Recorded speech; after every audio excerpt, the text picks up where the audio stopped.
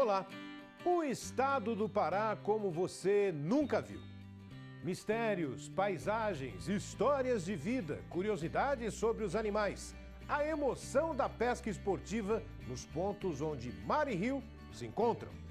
A equipe do Terra da Gente leva você à região da ilha de Colares. E não há como passar por esse pedaço do Brasil sem falar sobre um fato impressionante. Segundo os moradores, a região foi tomada por discos voadores e houve até ataques alienígenas. Aquilo aproximava, imobilizava a pessoa. O relato das vítimas. Espetado bem no meio do vermelho. E a senhora até hoje tem a cicatriz. Até hoje eu tenho. O clima de medo. As pessoas chegavam aqui muito apavoradas, sem entender o que tinha acontecido e com sintomas em comum. Dos mistérios do céu à rotina na natureza. Que tal caçar caranguejos? Não sai daqui mais. Olha aqui. O vermelho brilhante dos guarás. A tática inusitada dos pescadores artesanais. Das terras paraenses, uma receita de muqueca de robalo. E também tem música para você, e claro, com a inspiração que vem da natureza.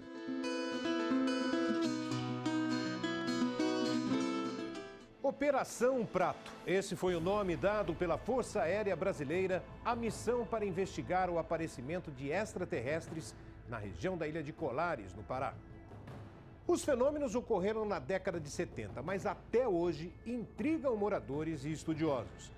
Centenas de pessoas viram e sofreram as consequências dessas aparições. Então, desembarque com a gente nessa ilha cheia de mistérios.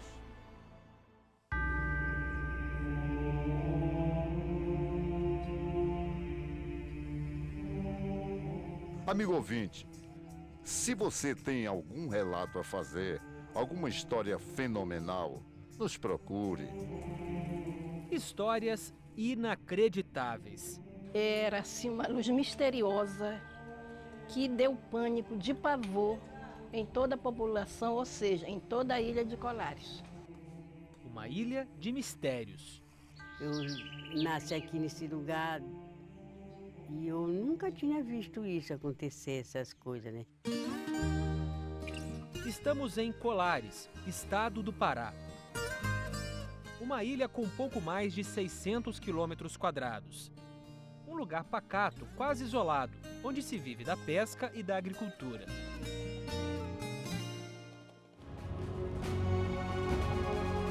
Este foi o cenário da maior operação no Brasil que se tem notícia para investigar os objetos voadores não identificados, os OVNIs.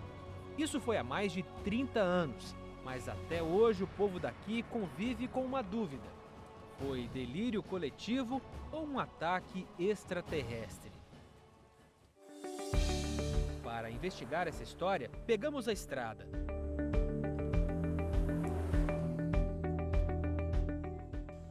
Olá. Vai lá. Bom dia, dona Carmita. Bom dia. Em 1977, dona Carmita tinha 43 anos. Em uma noite, como todas as outras, se deitou ao lado do marido e da neta, quando algo inesperado aconteceu. Me deitei com o braço assim, na cama. Aí quando eu vi aquela zoada veio, uma zoada muito fininha por cima da casa, né? Aquela zoada veio, e eu estava assim, mas eu estava escutando. Aí que quando eu vi aquela claridade em cima de mim, né, da telha, aqui, por cima da casa, aquele vinha descendo assim, um negócio desse tamanho assim, né, aquele negócio vinha descendo. Aí veio, que quando chegou, ele sentou aqui, olha, tracou aqui no meu braço, aquele negócio, tracou. Aí eu não sei mais, né, fiquei amortecida, aí eu queria me mexer, não podia. Aí passou assim, mais ou menos um minuto, quando a minha netazinha se acordou e me bateu. Quando ela me bateu, aquele fogo do meu braço, né? Aquele fogo do meu braço, aí eu fiquei me batendo na cama, aí bati as minhas pernas, aí ela chamava, papai velho, não tá dando negócio na mamãe. Dona Carmita diz que não conseguiu dormir naquela noite e amanheceu com as consequências do suposto ataque. Quando foi de manhã, eu não tenho vontade de me levantar. Fiquei muito fraca, sabe? E no braço tinha algum sinal? Amanheceu tudo roxo isso aqui e aquele negócio assim espetado, bem no meio do vermelho. Como se fosse um buraquinho. E a senhora até hoje tem a cicatriz. Até hoje eu tenho. O caso dela não foi o único. Nos dias seguintes, multiplicaram-se os relatos de gente que teria sido alvo do mesmo fenômeno na ilha e nos arredores. Foram 400 ao todo, segundo o levantamento da Força Aérea Brasileira.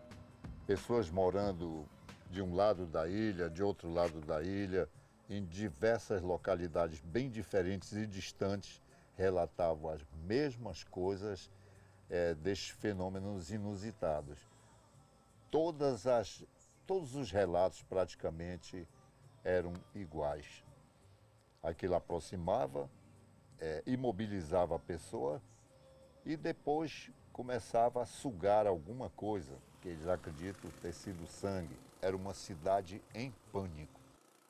A maior parte das vítimas foi atendida no posto de saúde de Colares. As pessoas chegavam aqui muito apavoradas, sem entender o que tinha acontecido e com sintomas em comum: dor de cabeça, tremores, amortecimento em parte do corpo e queimaduras de 1º grau no lado esquerdo do peito ou no braço, além de 2 furos bem pequenos, como os de Dona Carmita.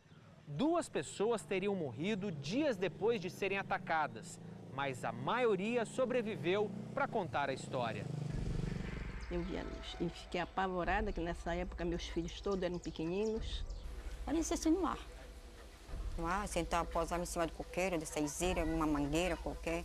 Até em cima da casa, era mais o medo que a gente tinha, né? O pessoal começava a gritar e bater lata, fazer fogueira, entendeu? Soltar foguete para espantar aquela nave. O delegado foi embora daqui. Muita gente foi embora com medo. Não se sabia o que eram aqueles aparelhos que vinham do céu e que estavam machucando as pessoas. Sem saber o que fazer, o prefeito acionou a aeronáutica, que mandou 20 homens para a ilha. A missão tinha um nome: Operação Prato, que é como os ufólogos chamam o disco voador. Os oficiais da aeronáutica acamparam na orla da praia, vieram munidos de câmeras fotográficas e filmadoras. Eles passavam a noite em vigília, à espera de alguma ocorrência. E a partir do 3º mês, teriam visto luzes no céu e até uma nave espacial. Tudo foi registrado em cerca de 2.000 páginas de relatórios. Parte desse material foi divulgada agora pela aeronáutica. Nos registros, os oficiais afirmam que viram objetos voadores luminosos no céu do Pará. Um dos relatos mais impressionantes é o do próprio comandante da operação, o capitão Irangê de Holanda. Ele, mais um oficial, teriam visto uma nave com 100 metros de comprimento, no formato de uma bola de futebol americano, pousar naquela margem do rio Guajará-Mirim. Tudo isso teria sido informado ao comando da aeronáutica, mas mesmo assim, dias depois, a Operação Prato foi encerrada, sem explicações e sem nenhuma conclusão. 20 anos depois, o comandante da operação contou como foi a experiência no rio Guajará-Mirim. Nesta entrevista a ufólogos, revelou ter notado inicialmente luzes e sons. Esse trem passou em cima de onde nós estávamos, em cima de onde eu estava. Depois de 1 hora, ele teria visto outras luzes e, finalmente, a nave. Aí nós vimos uma forma estranha, uma forma de uma bola de futebol americana. Só que tinha janelinhas no meio. Eu não vi ninguém atrás daquela janela, mas que tinha janela, tinha. E o Irangê de Holanda apareceu morto dias depois da entrevista. As investigações apontaram suicídio. As estranhas manifestações nos céus de Colares se tornaram menos frequentes, mas ainda atraem ufólogos do mundo inteiro e gente interessada em investigar o fenômeno. É o caso do radialista Hilberto Freitas. Ele veio para cá há 20 anos, fundou a rádio e se comunica com os ouvintes terráqueos para entender os seres de outro planeta. As luzes continuam a vir. Até hoje, se vocês demorarem um pouquinho por aqui, talvez tenham a sorte de ver. Durante os 4 dias em que estivemos na ilha, não vimos nada de diferente. E saímos de lá com as mesmas dúvidas que perturbam a comunidade até hoje. Os fenômenos de 1977 foram mesmo provocados por extraterrestres? E se eram eles, por que escolheram um lugar tão isolado do Brasil? Essa pergunta é a mais difícil. Não tenho a mínima ideia o porquê que escolheram aqui. Talvez pelo ambiente calmo, por estar próximo do Equador. Mistérios a serem desvendados. Até lá, vão continuar alimentando o imaginário de quem vive por aqui. O planeta Terra é uma micropoeira no universo. Então, só aqui nessa micropoeira que existe vida, de jeito nenhum. Será que a gente esteja num mundo de duas pirâmides, essa nossa aqui e outra lá, com pessoas até muito mais inteligentes do que a gente? Não se sabe.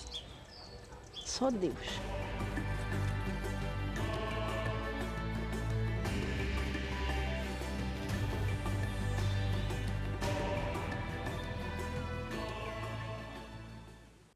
Chegou a hora de colocar o pé na lama, o pé e o corpo inteiro, se for preciso. Afinal, nossa equipe vai ajudar no trabalho dos caranguejeiros e não dá para ter medo do bicho. De repente, olha quem aparece. Uma preguiça. O animal é vendido na beira da estrada por cerca de R$20. Mas essa, especialmente, conseguiu escapar do tráfico. A gente já mostra como a seguir.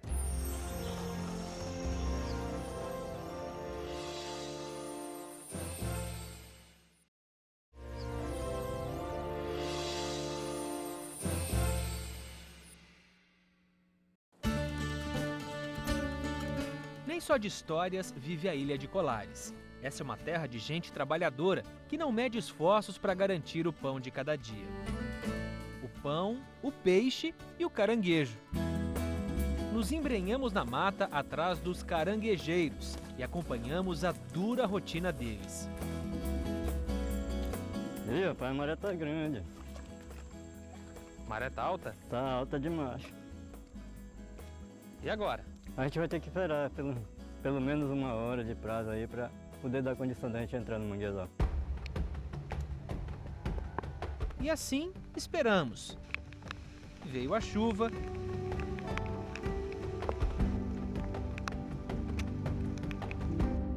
E aos poucos a água do mar que tinha invadido o mangue foi embora.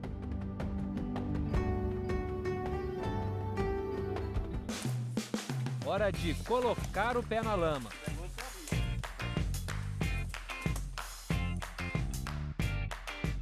O pé e todo o resto. Opa, olha o tamanho do caranguejo. E lá vai o Manuel atrás de mais um caranguejo. Como é que você faz pra saber onde que tá o caranguejo?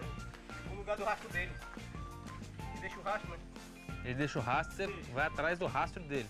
Difícil enxergar o rastro nessa lama, né? E quem tá no mangue é para se afundar. Não sai daqui mais. Olha aqui. Ó, não sou só eu não. Ó aqui, eu achei aqui, ó. Alguém perdeu o sapato no mangue. Manuel, como é que você faz para pegar o caranguejo dentro do buraco? Ele tá nessa posição, a gente pega ele lá, puxa. Pera, ele fica nessa posição dentro do buraco. Nessa posição dentro do buraco. E você vem e você tem que travar aqui para isolar a garra dele. Exatamente. Se você errar a mão, o que pode acontecer? A gente pode perder, ele machuca os dedos da gente, ou pode perder até uma unha, que ele depois inflama. Perdeu uma unha? Perdeu uma unha. Porque a garra dele é forte, ela pode cortar. É muito forte. Agora você agarra aqui, ele aqui nessa posição. É mais ou menos assim. Exatamente. Você tá assim no buraco, você mais vem... Atrás, mais atrás. Mais atrás. Isso. Aí, caso você pode se defender dessa daqui. Vai. Tá. Aí assim não tem perigo, porque com essa aqui ela não alcança. Não alcança. Ela alcança, mas é muito difícil. E essa aqui tá isolada. Tá isolada. Bonito esse aqui, hein? É bonito isso aí. Vai pro saco? Vai, né? Tá bom. Vou te ajudar aqui.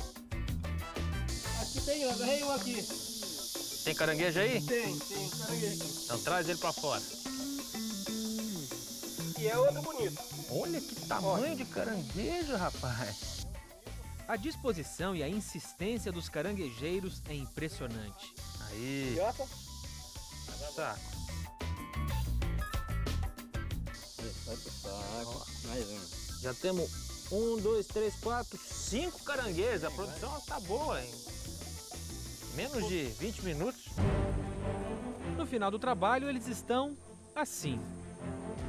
Sujos, cansados, mas sempre de bom humor e com a sensação de dever cumprido. Retirar da natureza apenas o necessário para se alimentar. Essa é a lei na ilha de Colares. A caça é meio de sobrevivência herdado dos antepassados.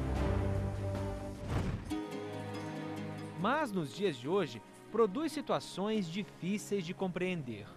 A cena é muito bonita, mas esse não é exatamente um exemplo de preservação. Essa preguiça havia sido caçada e estava à venda aqui na beira da estrada. Por sorte, uma turista resolveu comprá-la e pediu para que eles devolvessem a preguiça à natureza.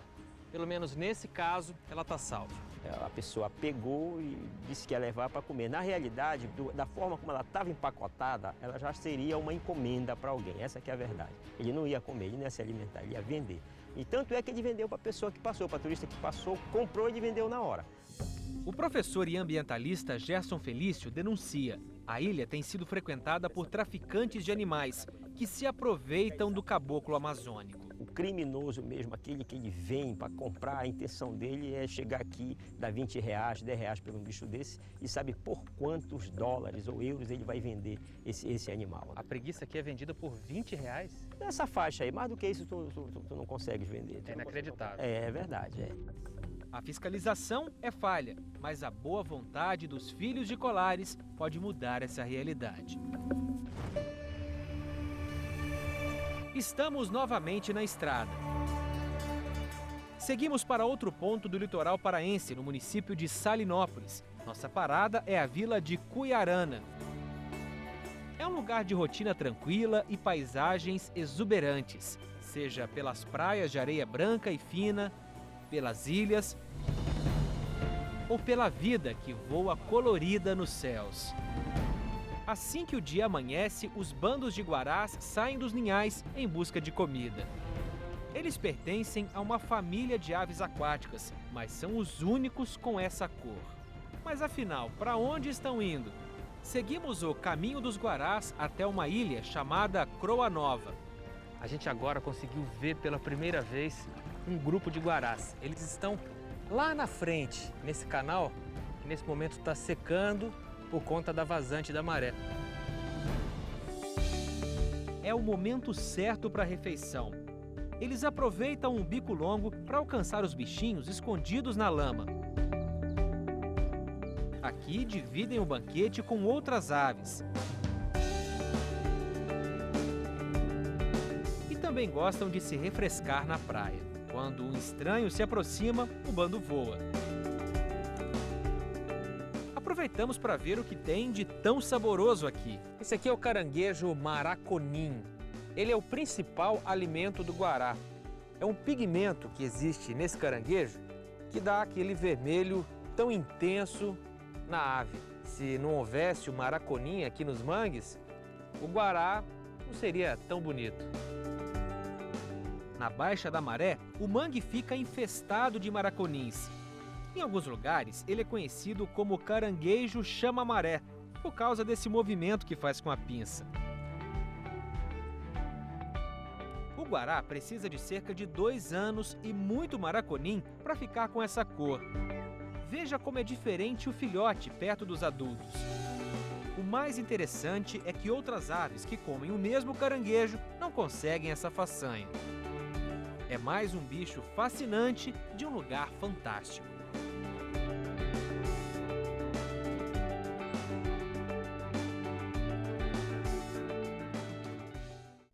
De Salinópolis, a equipe do programa parte para a cidade de São João de Pirabas, uma região repleta de ilhas cercadas pelo rio e também pelo mar, que somem e reaparecem de acordo com as marés. É nesse cenário que vivem dezenas de pescadores artesanais. Eles chegam a passar um mês nessas barracas e pescam com a ajuda dos currais. A gente já mostra como funciona essa técnica depois do intervalo.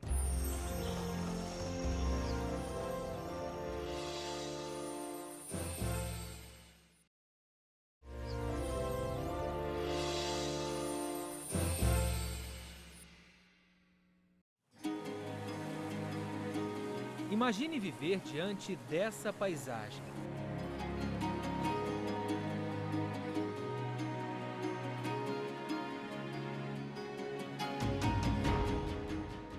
Essa região tem ilhas muito extensas, como essa daqui. De um lado, o mar, do outro, a água doce. E sobre a areia, erguem-se esses ranchos de madeira cobertos com a palha do babaçu, que é uma árvore típica aqui dessa região. É justamente o que o Benedito, mais conhecido como Bibi, está fazendo agora. Seu Bibi, para que serve esse rancho? Esse rancho aí serve para a gente morar, para a gente botar material de pescaria e botar uns e outras coisas debaixo que é necessário.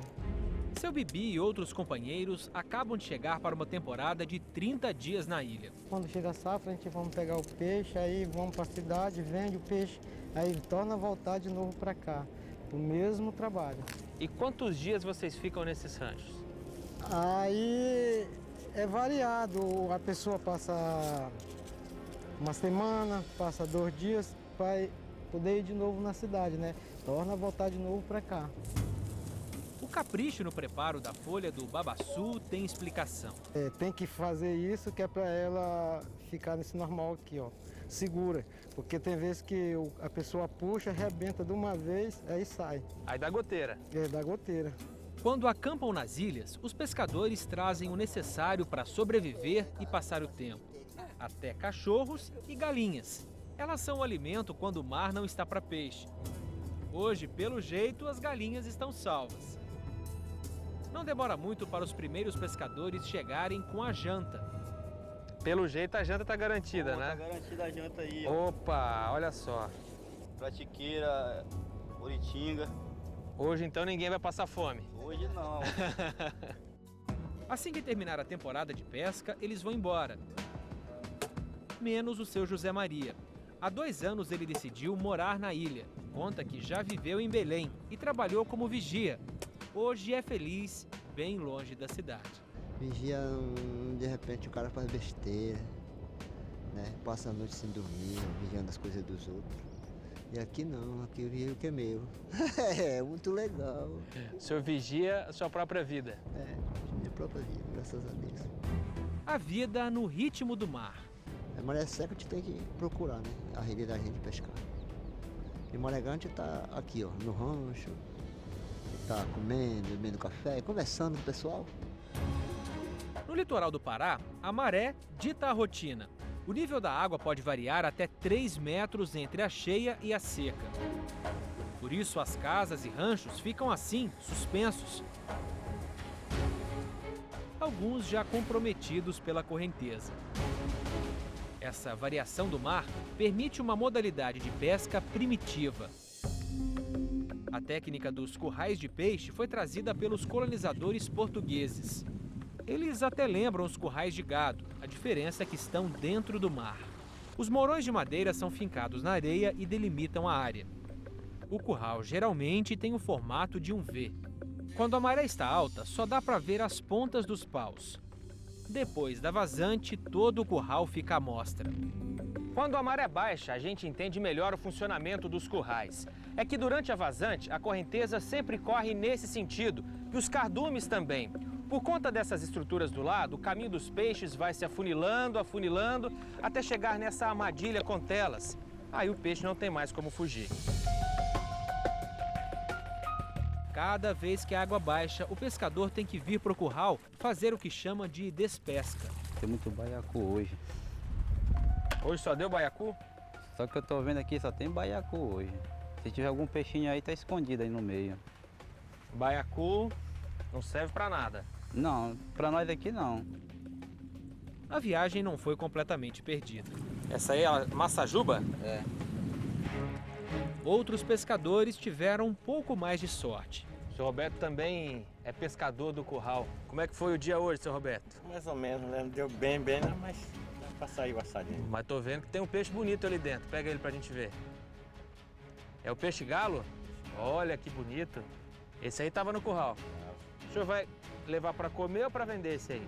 Vamos levar para comer. Esse é para comer, esse é para garantir a boia. A vida dos pescadores artesanais nos inspirou. Decidimos então ajeitar as tralhas e experimentar a pesca nos arredores de Cuiarana.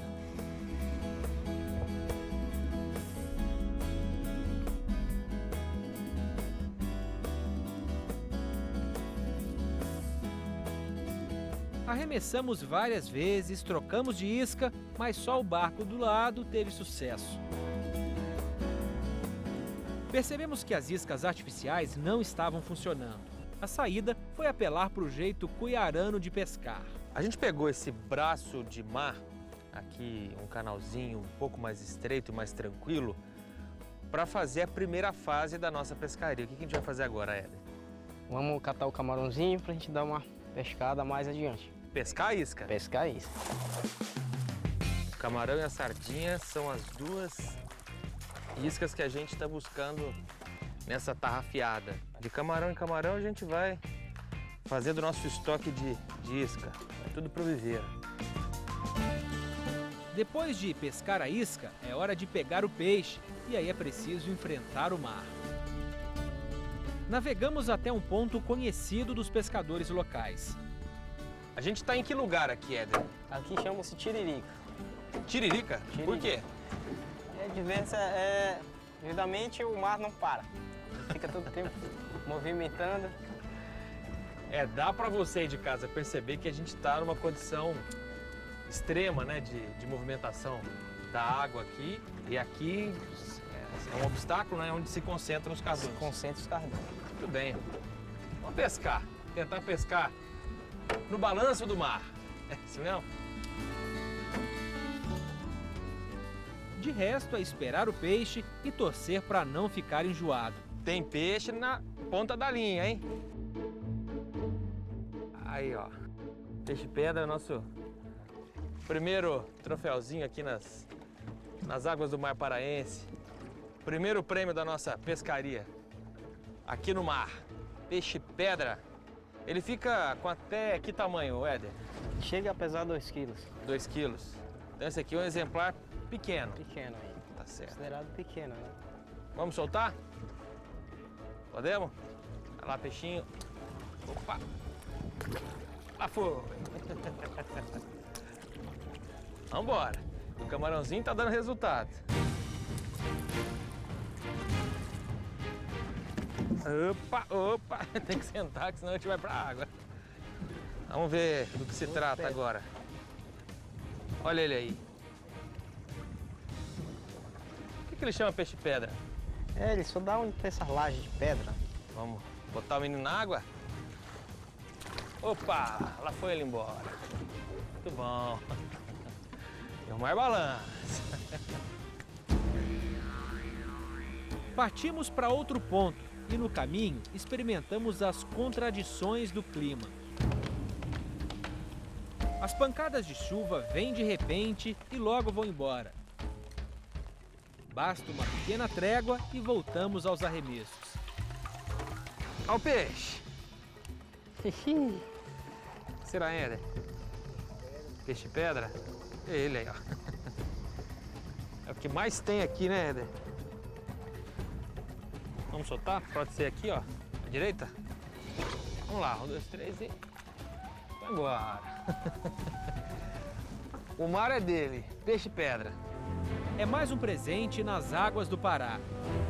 Uma terra de belezas, histórias e mistérios.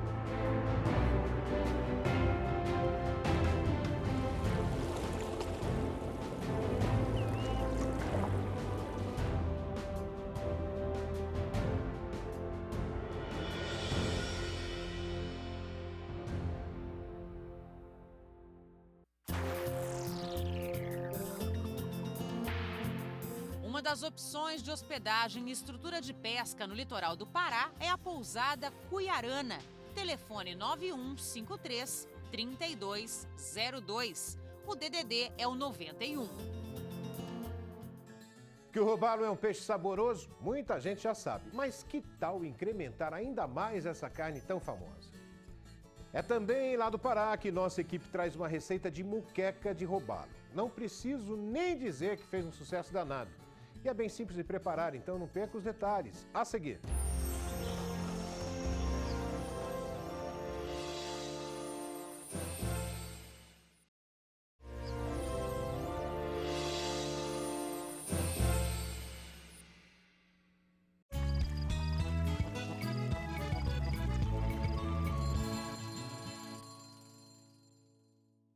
Hora do Rancho de hoje vai trazer uma receita que é a cara do litoral paraense. Muqueca de robalo.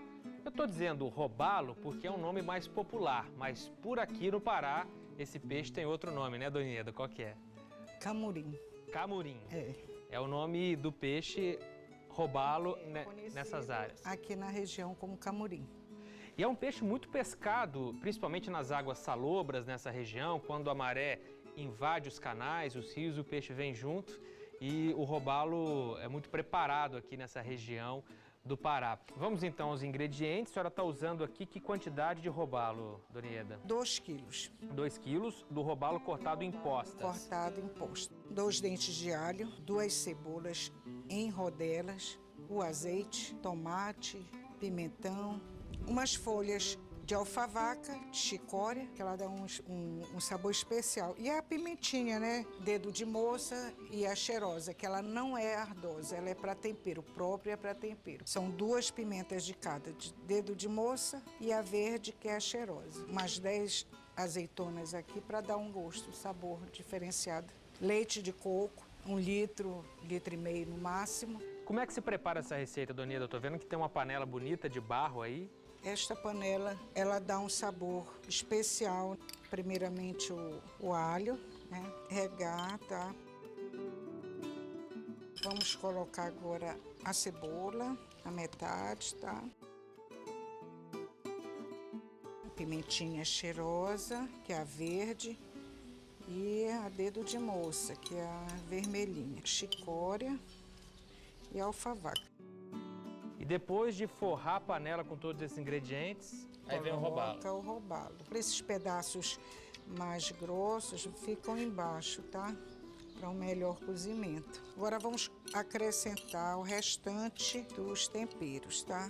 Quer dizer, tem que fazer uma cama para o robalo embaixo e depois um cobertor por cima. Isso. A azeitona ao redor. E o restante da pimentinha, tá? O restante do azeite. Quer dizer, uma alquimia mesmo de sabores para chegar ao equilíbrio. A senhora colocou sal aí, tem que tomar cuidado para não exagerar, né? É, porque ele não foi passado o sal, tá? Tá certo, o peixe estava completamente cru, né? E por último, o leite de coco. Vou fechar, tá? Levar ao fogo. Agora é só cozinhar? É. Tudo bem. Quanto tempo mais ou menos que o robalo vai ficar no fogo, Dona Ieda? De uns 30 minutos. Levantou a fervura, eu posso tirar. E por que não pode cozinhar demais? Porque senão ele vai se desfazer. Porque a carne do robalo é muito macia. É. Entendi. Então vamos esperar.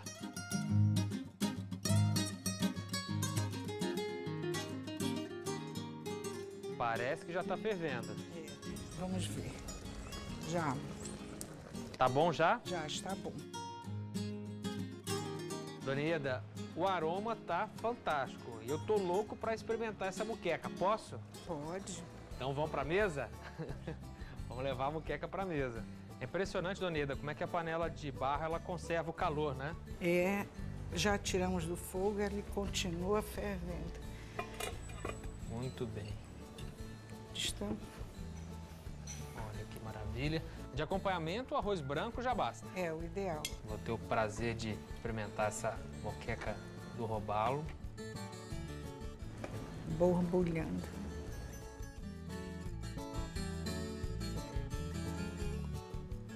Ó, que honra. Bom apetite. Muito obrigado. Vou soprar um pouquinho porque tá quente, né?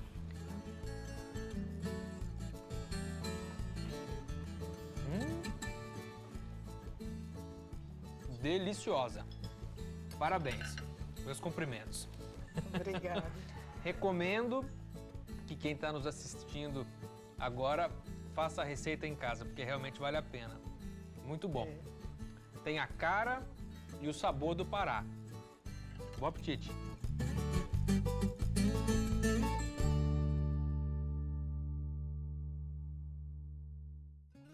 Chegou a hora de música no Terra da Gente. O violeiro Vinícius Alves traz uma composição especial pra gente. No ritmo caipira, vamos ouvir Arredores.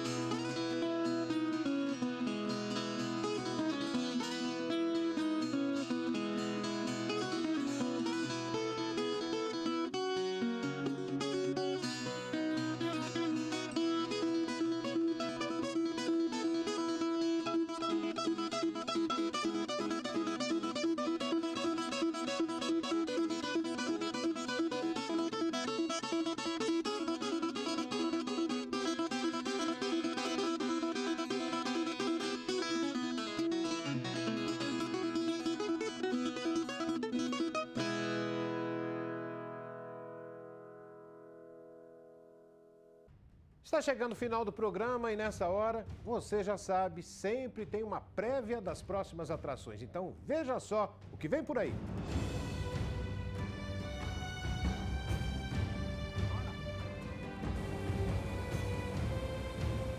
Só isso aqui. Não, ele tá aqui, tá aqui. Ele tá aí. Tá aqui. Olha, um peixe muito bonito.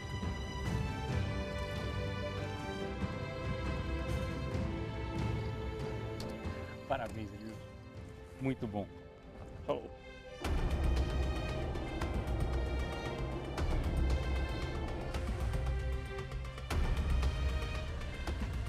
Partindo do porto de Tiacabuco, nós vamos navegar por 222 quilômetros. O trajeto é feito, olha só como mostra o monitor, pelos fiordes e canais da Patagônia. Nossa viagem deve durar cerca de 5 horas. E o que todos esses turistas aqui querem ver é gelo.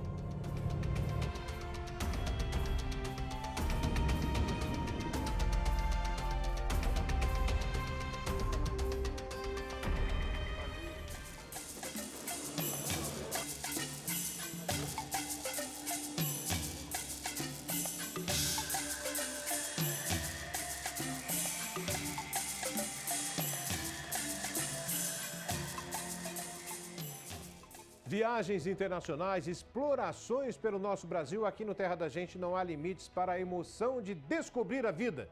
Estamos na TV e também na internet. No portal do programa você fica por dentro de todas as nossas aventuras. Venha se surpreender com a gente. Sábado que vem tem mais um destino inédito. Tenha um ótimo fim de semana. Tchau.